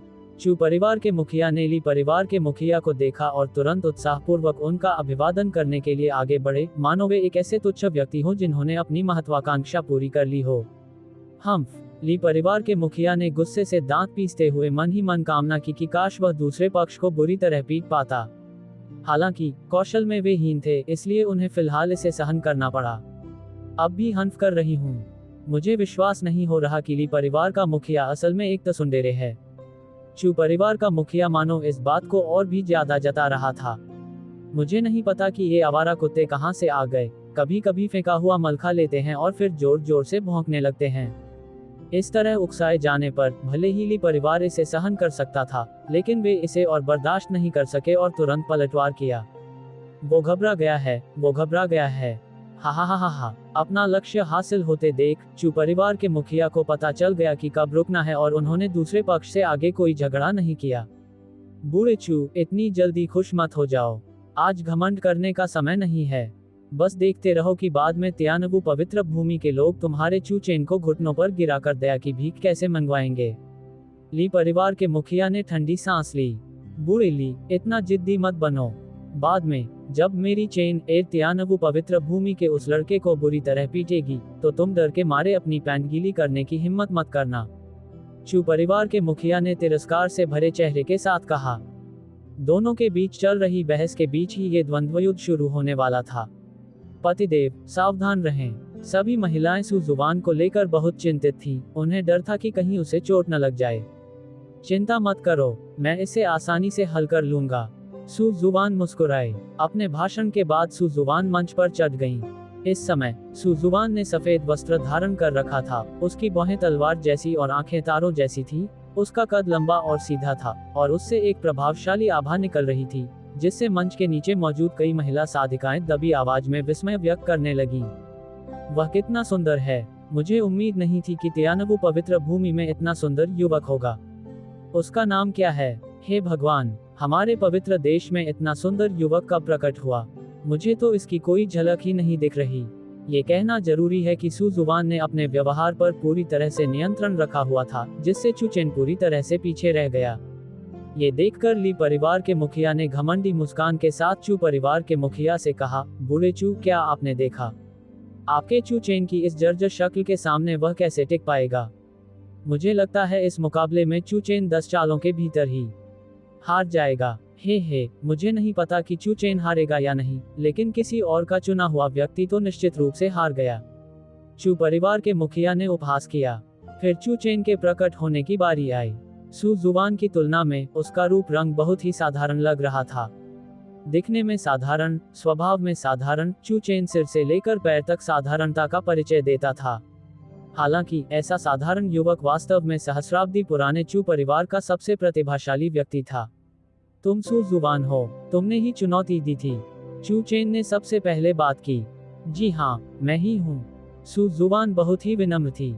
हे, मुझे सच में उम्मीद नहीं थी कि तियानवु पवित्र भूमि के एक शिष्य को ऐसी सनक होगी, जो दूसरों द्वारा न चाहे गए पुराने जूतों को उठाना पसंद करता हो। चू चेन के शब्द बेहद दुर्भावनापूर्ण थे। उन्होंने न केवल सू जुबान का अपमान किया, बल्कि जियाओ qianyu का भी अपमान किया। डिंग, नियत नायक चू चेन का पता चल गया है। क्या आप कथानक से परिचित होने के लिए 100,000 खलनायक अंक खर्च करना चाहेंगे? कोई जरूरत नहीं है। उसे शाओ qianyu की योजना से चू चेन की अधिकांश योजना पहले से ही पता थी। हालांकि कुछ विसंगतियां हो सकती थीं, लेकिन मूल रूपरेखा सुसंगत थी। विशेषकर जब उसने चू चेन का एट्रीब्यूट पैनल देखा।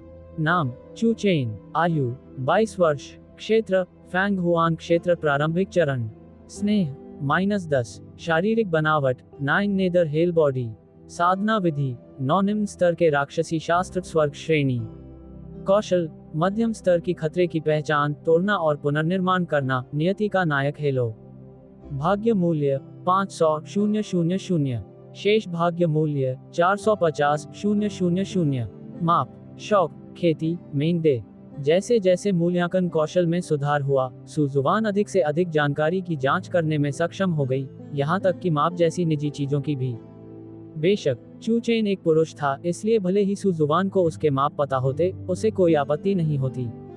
चू चेन वास्तव में फैंग हुआन क्षेत्र में है। ऐसा लगता है कि उसने चू परिवार के खजाने से वह वस्तु पहले ही प्राप्त कर ली है। सू जुबान ने विचार किया, लेकिन सू जुबान को इसकी परवाह नहीं थी। चू चेन के पास इतनी किस्मत देखकर सू जुबान बेहद खुश था। उसे एक और बड़ा शिकार मिल गया था। चू चेन के अपमान को सुनकर मंच के नीचे मौजूद शियाओ qianyu ने तुरंत अपनी मुट्ठियां भींच लीं। ये चू चेन तो उसकी कल्पना से भी कहीं अधिक उग्र था। उसका अपमान करना एक बात थी, लेकिन उसने सू जुबान का भी अपमान किया। शाओ qianyu का मन कर रहा था कि वह दौड़कर जाए और उसे 2 थप्पड़ मार दे। युवा मास्टर चू सचमुच बहुत दुष्ट हैं। हमारी पहली मुलाकात में ही आपने मुझसे इतनी बेतुकी बातें की। आपका व्यवहार सचमुच बहुत घटिया है। सू जुबान को गुस्सा नहीं आया, बल्कि वह हंस पड़ा। ये सू जुबान पिछले प्रतिद्वंद्वियों से थोड़ा अलग है। सू जुबान की प्रतिक्रिया देखकर चू चेन हैरान रह गया। अतीत में उसके सामने आने वाले प्रतिद्वंद्वी उससे बहुत पहले ही क्रोधित और आक्रोशित हो जाते थे, लेकिन उसके सामने मौजूद सू जुबान खुद से क्रोधित नहीं था, जो सू जुबान को दूसरों से अलग दिखाने के लिए काफी था। हे, मैं तो हमेशा उन लोगों के साथ ऐसा ही व्यवहार करता हूँ जिन्हें मैं पसंद नहीं करता। चू चेन हंस पड़ी। बदले में उपहार के तौर पर मेरे पास भी आपके लिए एक अच्छी चीज है। इसके साथ ही सू जुबान का शरीर पलक झपकते ही प्रकट हो गया। चू चेन के कुछ प्रतिक्रिया करने से पहले ही उसने सीधे चू चेन के सिर पर एक हरी टोपी रख दी। हा, मैं हंसते हंसते लोटपोट हो रहा हूँ। उसके सिर पर लगी टोपी तो देखो। सू जुबान का ये कदम बेतुके शब्दों से भी कहीं अधिक विनाशकारी है। मैं हंसते हंसते लोटपोट हो रही हूँ और सच में ये हरी टोपी चू चेन पर बहुत जंच रही है। सू जुबान को इसका साइज कैसे पता चला? ये दृश्य देखकर आसपास मौजूद दर्शक अपनी हंसी नहीं रोक पाए, जबकि चू चेन अपनी जगह पर अचंभित रह गया। मैं कौन हूँ? मैं कहाँ हूँ? क्या हुआ? अभी क्या समय हो रहा है? चू चेन पूरी तरह से अचंभित था। उसे बस हवा का एक झोंका महसूस हुआ और अगले ही पल उसके आसपास के लोग उसका मजाक उड़ाने लगे। चू चेन ने ऊपर देखा और उसका चेहरा हरा पड़ गया। उसे पता नहीं था कि किसने उसकी जानकारी के बिना उसके सिर पर हरी टोपी पहना दी थी। उसकी नजर मुस्कुराती हुई सू जुबान पर पड़ी। जाहिर सी बात है, ये सब सू जुबान ने ही किया होगा। सू शुबान। चू चेन क्रोधित हो गया और उसने अपने सिर पर पहनी हरी टोपी के टुकड़े टुकड़े कर दिए। डिंग। पता चला है कि नियति के नायक चू चेन को मेजबान से अत्यधिक घृणा है। 50,000 खलनायक अंक पुरस्कृत किए जाते हैं। डिंग। होस्ट ने सफलतापूर्वक नायक चू चेन को सबके सामने मूर्ख बना दिया। 50,000 खलनायक अंक। चू चेन के भाग्य का मूल्य 5,000 कम हो गया है। सू जुबान। तुम्हारी हिम्मत कैसे हुई मुझे अपमानित करने की? मैं तुम्हें जान से मार दूंगा। चू चेन ने एक कठोर धमकी दी। अरे, कौन किससे डरता है? सू जुबान ने उपहास किया। सू जुबान की शक्ति फिर से बढ़ गई है। चू चेन फैंग हुआन क्षेत्र का विलक्षण प्रतिभावान है, फिर भी सू जुबान उसे इतनी आसानी से हरा सकता है। ये दृश्य देखकर तांग मेई आश्चर्यचकित रह गई। उसने गौर किया कि महज कुछ ही दिनों में सू जुबान की साधना में फिर से सुधार आ गया था। इतना ही नहीं, उसने सू जुबान को पहले जो स्वर्ग स्तरीय गति तकनीक सिखाई थी, उसमें भी उसने महारत हासिल कर ली थी। ये किस प्रकार का असाधारण अस्तित्व था? उसने सू जुबान को वह स्वर्ग स्तरीय चालन तकनीक सिखाए हुए कितना समय हो गया था, और सू जुबान ने तो उसमें महारत भी हासिल कर ली थी। अपनी बुद्धिमत्ता के लिए जानी जाने वाली ली क्यूयुए भी सू जुबान जितनी असाधारण नहीं थी। तांग मेई का अनुमान सही था। चू चेन का सामना करने के लिए सू जुबान ने सीधे अपने साधना अंक अर्ध सर्वोच्च त्रिस्तरीय स्तर पर आवंटित कर दिए थे।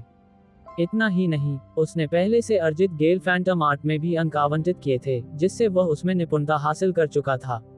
पहले प्राप्त किए गए दिव्य तेज जूतों के साथ सू जुबान की गति अब ऐसी थी कि एक अर्ध संत भी उससे तेज नहीं हो सकता था। चू चेन की तो बात ही छोड़िए, जो केवल फैंग हुआंग क्षेत्र में था। हा, बूढ़े चू, लगता है तुम्हारा चू चेन ठीक नहीं है। किसी ने तुम्हारे सामने ही उसे बेवफाई का शिकार बना दिया है। ये दृश्य देखकर ली परिवार का मुखिया जोर से हंस पड़ा। सू जुबान ने उस पर अपना सारा गुस्सा निकाल दिया था। चू परिवार के मुखिया का चेहरा ऐसा लग रहा था मानो उन्होंने मल खा लिया हो। उन्होंने चू चेन की शुरुआत से ही उसकी यात्रा देखी थी। सू जुबान ने ही सबसे पहले चू चेन को इतना बड़ा अपमान पहुंचाया था। नौरधोमार्ग पिंजरा। चू चेन दहाड़ा और पल भर में अखाड़े के चारों ओर की जमीन अचानक फट गई। स्याही जैसे काले रंग के गहरे ऊर्जा स्तंभों की लकीरें ऊपर उठी, एक दूसरे से उलझ गईं, और पलक झपकते ही उन्होंने सू जुबान के चारों ओर एक अभेद्य घेरा बना लिया। ये चू चेन के नाइन नेदर हेल बॉडी के कार्यों में से एक था। इसके भीतर फंसा कोई भी व्यक्ति नाइन नेदर की शक्ति द्वारा लगातार क्षीण होता रहेगा। इसके अलावा इसी दौरान चू चेन ने सू जुबान को भी अपने वास्तविक स्वक्षेत्र में खींच लिया। हा, सू जुबान, तुमने मुझे अपमानित करने की हिम्मत की, तो अब तुम मरोगे। ये देखकर कि सू जुबान इस चाल से नहीं बच पाई, चू चेन तुरंत हंसने लगा। यह एक ऐसा पिंजरा था जिसे चू परिवार और ली परिवार के प्रतिभाशाली लोगों के लिए भी तोड़ना मुश्किल था, और फैंग हुआंग क्षेत्र में उनकी सफलता और उनके सच्चे स्व क्षेत्र के जागरण के साथ उनका पिंजरा और भी अधिक शक्तिशाली हो गया था। चेना फिर से ताकतवर हो गया है। हमारी मुलाकात को कितना समय हो गया है, और वह पहले ही फैंग हुआंग क्षेत्र में प्रवेश कर चुका है। चू परिवार के मुखिया बेहद प्रसन्न हुए। बस इतना ही है तुम्हारे पास, इसीलिए तो कियान्यू तुम्हें पसंद नहीं करती। सू जुबान ने उपहास किया। चू चेन का दिव्य शरीर वास्तव में शक्तिशाली था, लेकिन इसका इस्तेमाल उसके खिलाफ करना अभी भी बहुत भोलापन था। बिखर जाओ। सुजुवान के ठंडे आदेश के साथ ही सुजुवान को कैद करने वाला पिंजरा तुरंत एक आज्ञाकारी मेमने की तरह ढीला पड़ गया। ये दृश्य देखकर वहां मौजूद सभी लोग तुरंत चौंक गए। ये किस तरह की चाल थी? उन्होंने लोगों को अपने ही लोगों पर हुक्म चलाते देखा था, लेकिन किसी को अपने दुश्मन पर हुक्म चलाते कभी नहीं देखा था। और दुश्मन ने सचमुच आज्ञा का पालन किया। नाइन नेदर हेल बॉडी का असली मालिक कौन था? ये किस तरह का कदम है? चू चेन को अविश्वास हुआ। उसने सोचा था कि सुजुवान उसकी पकड़ तोड़ सकती है, लेकिन उसने इतनी आसानी की उम्मीद नहीं की थी। डिंग। नियति के नायक चू चेन की मानसिक स्थिति क्षतिग्रस्त हो गई है। उनके भाग्य मूल्य में 10,000 की कमी आई है, जिसके परिणामस्वरूप खलनायक मूल्य में 100,000 का लाभ हुआ है। ये तो आसान है, मैं धोखा दे रहा हूँ, सुजुवान ने शरारती मुस्कान के साथ कहा। उसका ट्रू सेल्फ डोमेन सबसे शक्तिशाली डोमेन था, जिसकी कीमत 1000,000 विलेन वैल्यू थी। चू चेन का ट्रू सेल्फ डोमेन उसकी तुलना में कैसा होगा? इसके अलावा उसकी साधना का स्तर पहले से ही चू चेन से कहीं अधिक था, इसलिए यदि चू चेन उसे अपने वास्तविक स्वरूप क्षेत्र में खींच भी लेता तो भी यह व्यर्थ होता। सुजुवान अभी भी अपनी मूल शक्ति का प्रदर्शन कर सकता था। अगर सुजुवान ने चू चेन को पहले ही अपने वास्तविक स्वरूप में खींच लिया होता तो सुजुवान की शक्ति और भी अधिक होती। चूंकि यह चाल तुम्हारे खिलाफ बेकार है, तो मेरी दूसरी चाल आजमाओ। ये चू चेन की नवजागृत चाल थी, जो चू परिवार के खजाने से प्राप्त 9 पाताल लोक के सार के रक्त की एक बूंद से जागृत हुई थी। इस चाल को नाइन नेदर फायर कहा जाता था। एक बार यह किसी से जुड़ जाए तो जब तक कि उनकी ताकत उससे कहीं अधिक न हो, वे अमर और अविनाशी हो जाते थे। 9 अधोलोक अग्नि। चू चेन की प्रचंड दहाड़ के साथ उसकी हथेली में एक गहरी काली ज्वाला हूश की आवाज के साथ प्रज्वलित हुई, जो तुरंत कई गुना फैल गई। एक भयंकर अग्नि ज्वलित जीभ में बदल गई, जो भीषण गर्मी की लहरें और मृत्यु की प्रबल आभा लिए हुए बिजली की गति से सुजुबान की ओर बढ़ रही थी। ये जहां से भी गुजरता, हवा मानो जलकर राख हो जाती, सरसराहट की आवाजें निकलती और अखाड़े की जमीन काले निशानों से झुलस जाती। यह ऐसी सामग्री से बना था जो सर्वोच्च हमलों का सामना कर सकती थी, फिर भी इस पर पल भर में निशान पड़ गए। चू चेन वास्तव में नियत नायक बनने के योग्य था। फैंग हुआन क्षेत्र में उसके पास सर्वोच्च स्तर की आक्रमण शक्ति थी। इसमें कोई आश्चर्य नहीं कि वह अपने से ऊपर के रैंक वालों को चुनौती दे सकता था। पलक झपकते ही सुजुबान पूरी तरह से आग की लपटों में घिर गया और अग्नि पुरुष बन गया। हे, अब देखते हैं कि तुम मुझसे लड़ने के लिए क्या इस्तेमाल करोगे। चू चेन ने विजयी मुस्कान प्रकट की। बुझाओ। सुजुबान ने बस धीरे से कुछ कहा और मानो अजेय प्रतीत होने वाली 9 पाताल अग्नि सीधे गायब हो गई। ये चुपचाप चला गया, ठीक वैसे ही जैसे चुपचाप आया था। अपनी आस्तीन लहराते हुए सुजुबान के शरीर से धूल का एक कण भी नहीं हटाया। यह चू चेन ने पहली बार ऐसी विचित्र चीज का सामना किया था। उसका पूरा शरीर कांप उठा। क्या ये सुजुबान एक राक्षस हो सकता है? सच्चा आत्मा क्षेत्र। मुझे पता है, यह उसका सच्चा आत्मा क्षेत्र ही होना चाहिए। मुझे उम्मीद नहीं थी कि उसका सच्चा आत्मा क्षेत्र इतना असामान्य होगा। नियति के नायक से जैसी उम्मीद थी, चू चेन ने जल्दी ही समस्या का पता लगा लिया। दुर्भाग्यवश तब तक बहुत देर हो चुकी थी। तुम लोग तो अब तक हमला करते रहे हो, अब मेरी बारी है ना? सुजुबान ने शरारती मुस्कान के साथ कहा। फिर चू परिवार के सदस्यों की भयभीत निगाहों के बीच चू चेन के सिर पर एक बार फिर हरे रंग की टोपी दिखाई दी। चू चेन ने तुरंत उसे फेंक दिया, लेकिन हरी टोपी के पीछे उसके सिर पर फिर से एक हरा भरा घास का मैदान दिखाई दिया। जादू टोना। ये किस तरह का जादू टोना है? चू चेन कुछ हद तक टूट चुका था। उसके चेहरे पर अविश्वास के भाव थे। उसने अपने जीवन में कभी ऐसी विचित्र चीज का सामना नहीं किया था। हे, तुम्हारी मामूली काबिलियत के साथ तुम्हारी हिम्मत कैसे हुई दूसरों की इस तरह आलोचना करने की? तुमने कियान्यू का हाथ भी नहीं छुआ, फिर भी दूसरों को घिसा पिटा जूता कहने की हिम्मत कैसे हुई? जो लोग नहीं जानते, वे शायद सोचेंगे कि आपके कियान्यू के साथ खेलने के बाद मैंने उसे उठा लिया। ये तो वाकई हास्यास्पद है। ऐसा सोचने की हिम्मत आपको कहां से आती है? सुजुबान ने आगे बढ़कर 2 जोरदार थप्पड़ मारे। यह एक सरल और सादा हमला था, फिर भी चू चेन की मानसिकता को नष्ट करने में सबसे प्रभावी साबित हुआ। डिंग। होस्ट ने नियति नायक चू चेन को सफलतापूर्वक दबा दिया। चू चेन के नियति मूल्य में 10,000 की कमी आई, जिससे खलनायक मूल्य में 100,000 का लाभ हुआ। डिंग। होस्ट ने नियति के नायक चू चेन को सफलतापूर्वक दबा दिया। चू चेन थोड़ा टूट गया। नियति मूल्य 20,000 कम हो गया, जिससे खलनायक मूल्य 200,000 हो गया। नहीं, ये जादू टोना है, यह जरूर जादू टोना ही होगा। चू चेन चिल्लाया, फिर उसने एक लंबी तलवार निकाली।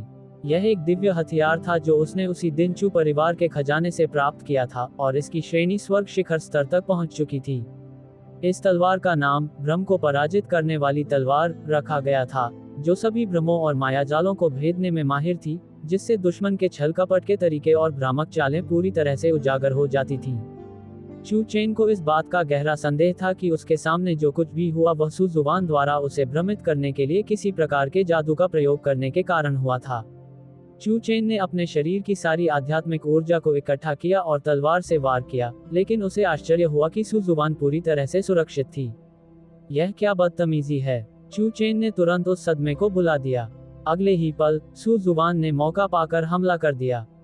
हे, मैंने पंच तत्व खजाना वस्त्र पहना हुआ है, एक संत क्षेत्र का विशेषज्ञ भी। रुको, मेरे कपड़े कहाँ हैं? चू चेन पंच तत्व खजाना वस्त्र की शक्ति को सक्रिय करने ही वाला था कि उसे एहसास हुआ कि किसी अज्ञात क्षण में वह पूरी तरह से नग्न हो गया है।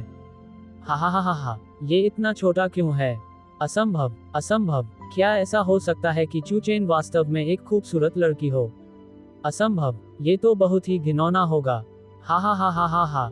वहां मौजूद कुछ दर्शक जोर से हंस पड़े और जियाओ कियान्यू भी अपनी हंसी नहीं रोक पाए। एक बार तुलना हो जाने पर स्थिति पूरी तरह बदल गई। इस समय सू जुबान भी इसी हालत में था, लेकिन उसने अभी भी शॉर्ट्स पहन रखे थे। धिक्कार है, मुझे चू चेन के पंच तत्व खजाने वाले वस्त्र की इतनी शक्ति का अंदाजा नहीं था।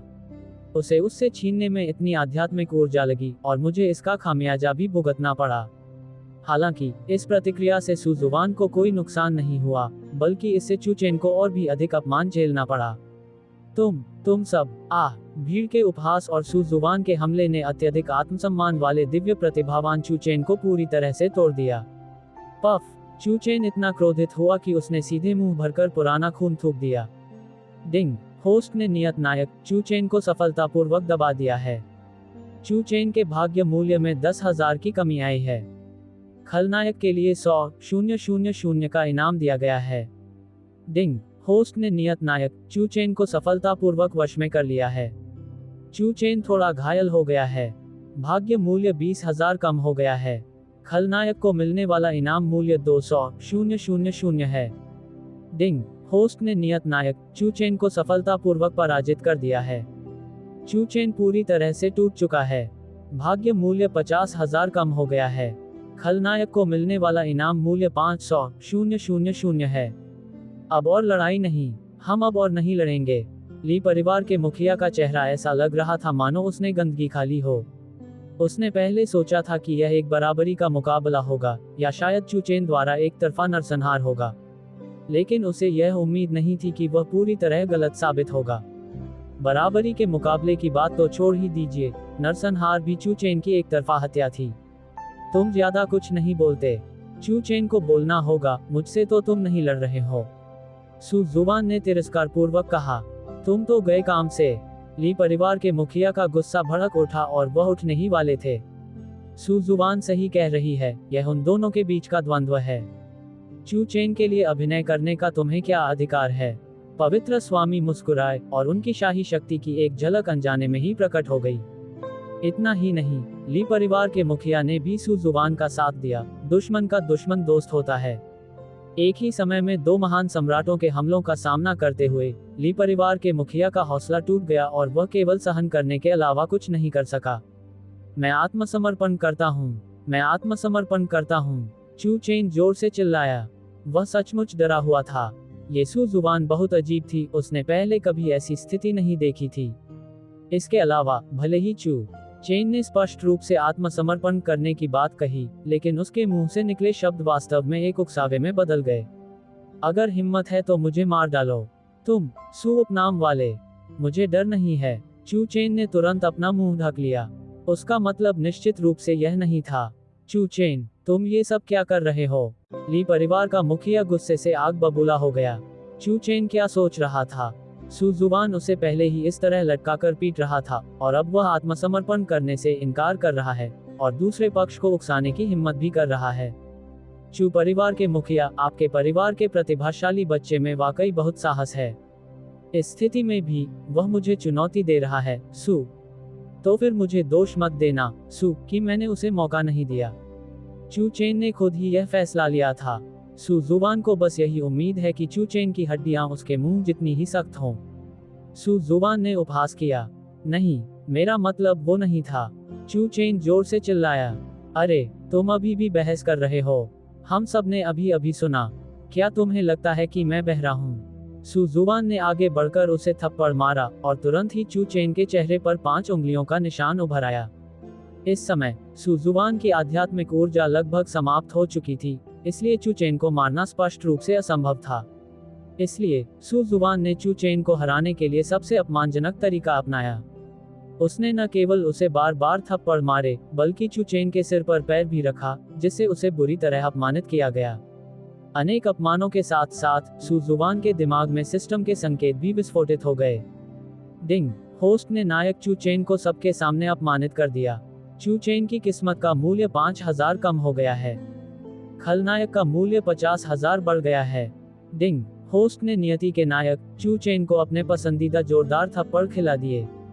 चू चेन की भाग्य शक्ति 10,000 कम हो गई है। खलनायक की भाग्य शक्ति 100,000 बढ़ गई है। डिंग, होस्ट ने लगातार नायक चू चेन को थप्पड़ मारे। चू चेन की भाग्य शक्ति 20,000 कम हो गई है। खलनायक की भाग्य शक्ति 200,000 बढ़ गई है। डिंग, पता चला कि चू चेन पूरी तरह से टूट चुका है। भाग्य मूल्य 100,000 कम हो गया है। खलनायक मूल्य 1000,000 का इनाम दिया जा रहा है। नियति के नायक से अपेक्षित परिणाम स्वरूप चू चेन से प्राप्त ऊन नियति की नायिका से प्राप्त ऊन की तुलना में कहीं अधिक थी। बस बहुत हो गया, हम आत्मसमर्पण करते हैं, हम सचमुच हार मान लेते हैं। चू परिवार के मुखिया ने ठंडे स्वर में कहा। अगर ऐसा ही चलता रहा तो चाहे चू चेन को पीट पीट कर मार डाला जाए या नहीं, उसके दाव हृदय को निश्चित रूप से नुकसान पहुंचेगा। यह आदमी, सू जुबान, सचमुच निर्दयी था। ऐसे अपमानजनक हमले उसे सीधे जान से मारने से भी कहीं अधिक असहनीय थे। सू जुबान, जाने दो। जब मौका मिले तो किसी को बख्श देना ही बेहतर है। चू परिवार को चिंतित देखकर प्रभु को भी पता था कि कब रुकना है। आखिरकार सामने वाला एक महान सम्राट था। उसका लक्ष्य हासिल हो चुका था और चू चेन के लिए चू परिवार को पूरी तरह से नाराज करना उचित नहीं था। जैसा आप आज्ञा दें, हे प्रभु। ये देखकर सू जुबान ने भी चू चेन पर अपना हमला रोक दिया। सू जुबान को अपना हमला रोकते देख चू चेन की पहली प्रतिक्रिया नए कपड़े निकालकर पहनने की थी। इस द्वंद्व युद्ध में हमारा चू परिवार हार गया है। समझौते के अनुसार हम हरजाना देंगे। हम यूशियाओ संप्रदाय के उच्च पदस्थ सदस्यों को भी रिहा करेंगे। चू परिवार के मुखिया ने ठंडे स्वर में कहा। क्या मेरे पिता मरे नहीं हैं? जियाओ कियान्यू थोड़ी उत्साहित थी। उसे उम्मीद नहीं थी कि जियाओ कियानिक्सुआन जिंदा होगी। उस दिन यू जियाओ संप्रदाय के उच्च पदस्थ सदस्यों को छोड़कर बाकी सभी लोग बच गए थे। आखिरकार यूशियाओ संप्रदाय अभी भी एक प्रथम श्रेणी की शक्ति थी और चू चेन उन सभी को पूरी तरह से खत्म करने की हिम्मत नहीं करेगा। नहीं, समझौता अभी खत्म नहीं हुआ है, सू जुबान। यह मत भूलो, अभी एक समझौता पूरा करना बाकी है। ये शब्द सुनते ही चू परिवार के मुखिया का चेहरा इतना असहज हो गया मानो उसने गंदगी खा ली हो। भाई, तुम्हारी बुरी तरह पिटाई हो चुकी है, अब तुम किस समझौते की बात कर रहे हो? चेना, यह मामला। चू परिवार के मुखिया कुछ कहने ही वाले थे कि चू चेन ने उन्हें बीच में ही रोक दिया। परिवार प्रमुख, यह मेरा निजी मामला है, इसका चू परिवार या तियानगु पवित्र भूमि से कोई लेना देना नहीं है। चू चेन की यह बात सुनकर चू परिवार के मुखिया ने ज्यादा कुछ नहीं कहा। और कौन सा समझौता, बताओ तो सही, सू जुबान ने मुस्कुराते हुए कहा। भूलना मत, शियाओ कियान्यू और मेरे बीच 3 साल का समझौता है। हाल ही में हुई आमने सामने की लड़ाई तो बस तुम्हारे लिए एक चुनौती पत्र थी। 3 साल पहले जियाओ कियान्यू सगाई तोड़ने आई थी। मैंने उसके साथ 3 साल का समझौता किया था। 3 साल बाद अगर मैं उसे हरा देता हूँ तो समझौते के अनुसार वह मेरी नौकरानी बन जाएगी। इसके विपरीत यदि वह मुझे हरा देती है तो हमारी सगाई रद्द हो जाएगी और मैं उसके सामने 3 बार झुककर माफी मांगूंगा। चू चेन ने बड़ी ही धाराप्रवाह तरीके से बात की, मानो सू जुबान से अभी अभी हारने का उस पर कोई असर ही ना पड़ा हो। यह शियाओ कियान्यू थोड़ा हिचकिचाए। चू चेन का अभी अभी का प्रदर्शन देखकर शियाओ कियान्यू को पता चल गया था कि उसके जीतने का कोई मौका नहीं है।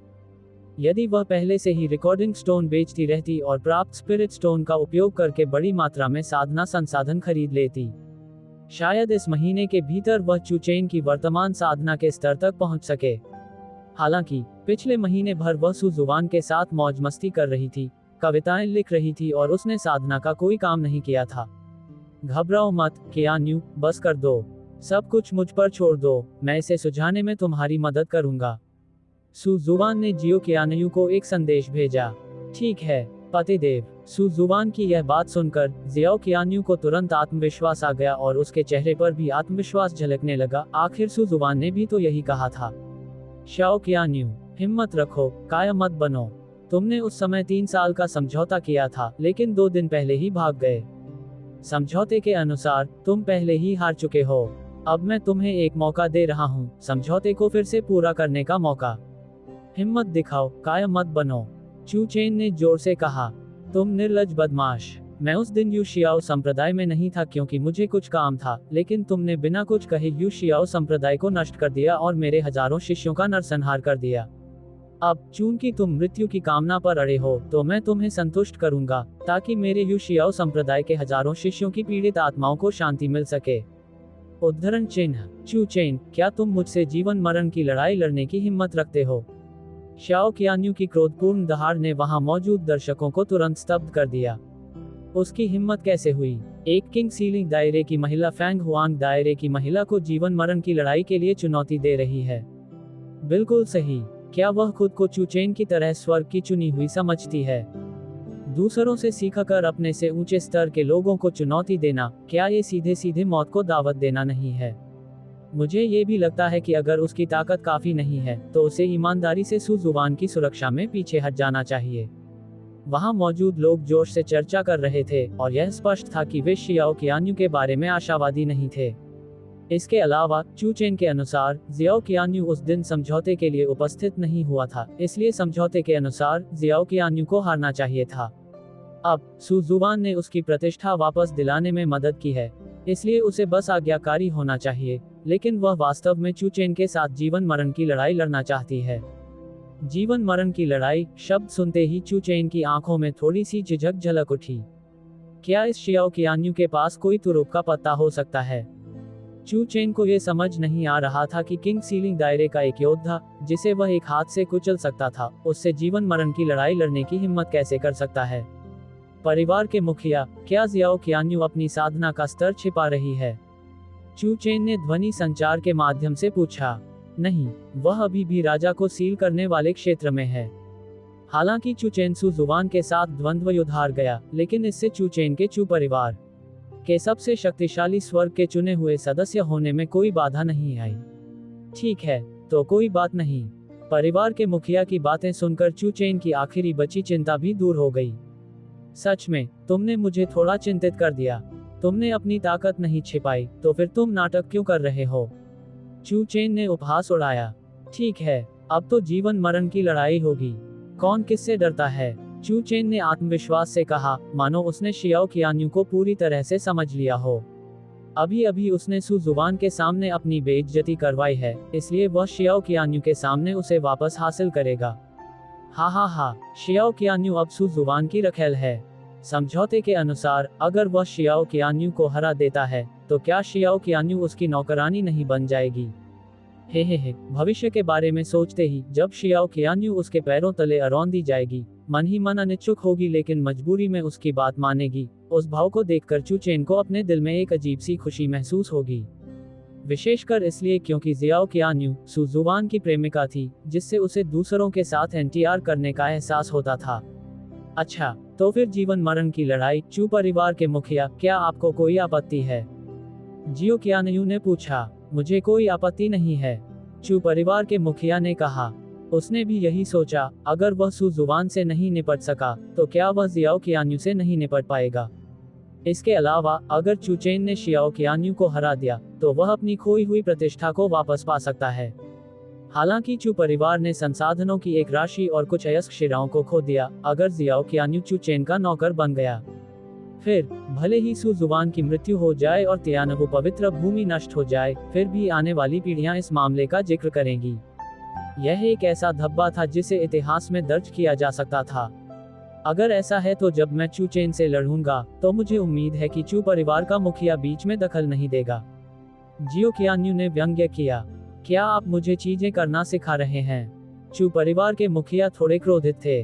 वे एक महान सम्राट थे और शयन qianyu, जो एक उच्च कोटि के राजा थे, ने उन्हें काम करने का तरीका सिखाने की हिम्मत कैसे की? qianyu सही कह रही है, चू परिवार के मुखिया, आपने अभी अभी दखल दिया। भगवान ने शियाओ qianyu को सम्राट की शक्ति से बचाया और फिर बोले, अगर मैं कुछ नहीं कहता तो मैं कुछ नहीं कहता। ऐसा लगता है जैसे तुम जीत जाओगे। चू परिवार के मुखिया ने उपहास किया। वह ये देखना चाहता था कि उच्च स्तर की साधना को चुनौती देकर चू परिवार के सबसे शक्तिशाली स्वर्ग के चुने हुए व्यक्ति को हराने की शियाओ qianyu में कितनी क्षमता है। प्राचीन काल से केवल चू चेन ने ही अपने से उच्च स्तर की साधना वाले प्रतिद्वंद्वियों को चुनौती दी थी, कभी भी इसका उल्टा नहीं हुआ था। qianyu, ये लो, ये तुम्हारे पति की तरफ से तुम्हें दी जा रही सहायता है। सु जुवान ने दिव्य तीव्र बोट, त्यानक्सुआन ताबीज और लिंगजियाओ तलवार जियाओ qianyu को सौंप दी। सु जुवान को फिलहाल इन वस्तुओं की कोई आवश्यकता नहीं थी, विशेष रूप से लिंगजियाओ तलवार की। जब से भगवान ने इसे उसे दिया था, सु जुवान ने इसे अपने सिस्टम इन्वेंटरी में सड़ने के लिए छोड़ दिया था। उसके पास इसे और बेहतर बनाने के लिए न तो समय था और न ही खलनायक होने का श्रेय। अब आखिरकार इसे इस्तेमाल करने का मौका मिल गया था। एक किंग सीलिंग रियल्म वास्तव में एक सेंट वेपन का उपयोग कर रहा है। मुझे डर है कि आप इसे परिष्कृत भी नहीं कर सकते, है ना? शियाओ qianyu के हाथ में लिंग शियाओ तलवार देखकर चू चेन लगभग हंस पड़ा। अभी तो वह खुद भी एक पवित्र हथियार नहीं चला सकता, शियाओ qianyu की तो बात ही अलग है। किसी संत हथियार का उपयोग करने के लिए कम से कम अर्ध सर्वोच्च साधना की आवश्यकता होगी, अन्यथा कोई भी संत हथियार के नियमों की शक्ति का सामना नहीं कर पाएगा। सिर्फ इसलिए कि आपने ना कह दिया, इसका मतलब ना ही है। सु जुवान ने उपहास किया। बिल्कुल सही, मैं ना कहता हूँ तो फिर ना ही है। अगर वह लिंग शियाओ तलवार चला सकती है तो मैं इसे यहीं खा जाऊंगा। चू चेन ने जमीन पर पड़े मल के ढेर की ओर इशारा करते हुए बड़े आत्मविश्वास से कहा,